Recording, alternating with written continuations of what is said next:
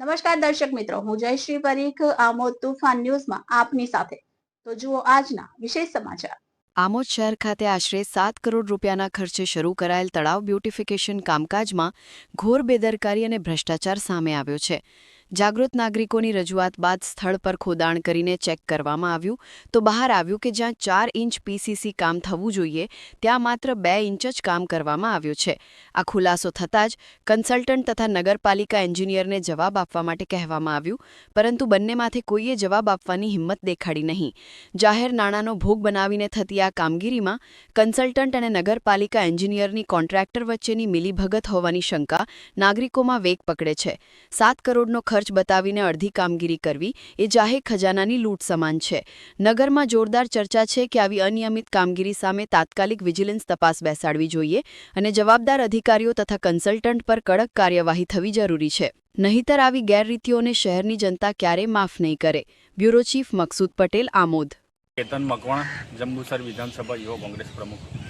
આ આમોદ નગરપાલિકા દ્વારા તળાવ બ્યુટિફિકેશનનું 7 કરોડનું કામ ચાલે છે, તે અનુસંધાને શું કહેવા માંગો છો? હું એ જ કહેવા માંગીશ કે આમોદ જે હાર્ટ સમા કહેવાય એવા મોટા તળાવ બ્યુટિફિકેશનનું કામગીરી ચાલુ રહેલું છે.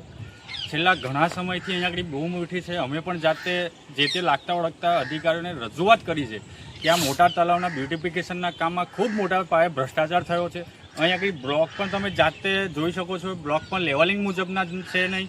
તેમજ અહીંયા રબર મેટલનું જે કામગીરી છે તેમાં પણ ખૂબ મોટા પાયે ભ્રષ્ટાચાર થયેલો છે. તેમજ જે મુજબ કાળી માટી કરવાની હોય તે છતાં પણ આ ઘોર કોન્ટ્રાક્ટરને અહીંની જે કંઈ બોડી છે એના દ્વારા ધ્યાન ના રાખવામાં આવ્યું, તેના કારણે કાળી માટીનો પણ નિકાલ કરવામાં નથી આવ્યો. તેમજ આમોદ જે આ મોટા તળાવનું કામગીરી ચાલતું હતું તે કામગીરી દરમિયાન કચરાને પણ આ તળાવની અંદર દાટવામાં આવેલો છે, તેનો પણ નમૂનો પુરાવો આપણે આગળ પણ જોયેલો છે.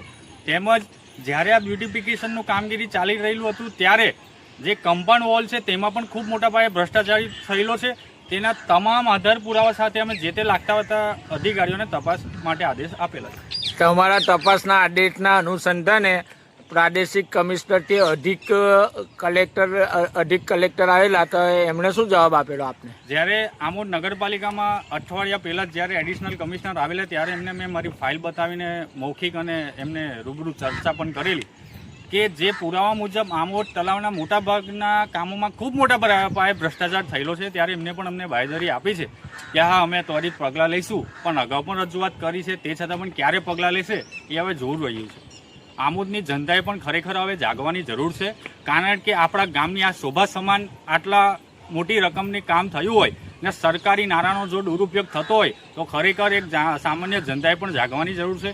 તેમજ થોડા સમય અગાઉની જાતે ચર્ચા કરું કે આગળ પણ બ્લોકની કામગીરી કરવામાં આવેલી છે. એ બ્લોકમાં પણ જે 4 ઇંચનું પીસીસી હોવું જોઈએ તે 4 ઇંચ મુજબનું પીસીસી નથી થયું, તેની પણ ફરિયાદ થઈ છે. તે છતાં આજ દિન સુધી એમની સામે કોઈ કાયદેસરના પગલાં ભરવામાં આવ્યા નથી. પીસીસી કેટલા ઇંચ થયેલું છે? કેટલા ઇંચ પીસીસી થયેલું છે? બોલો બોલો એન્જિનિયર, કેટલા ઇંચ પીસીસી છે? કેમ ભાઈ બોલવા રાજી નથી તમે લોકો? કેટલા ઇંચ પીસીસી છે? હે?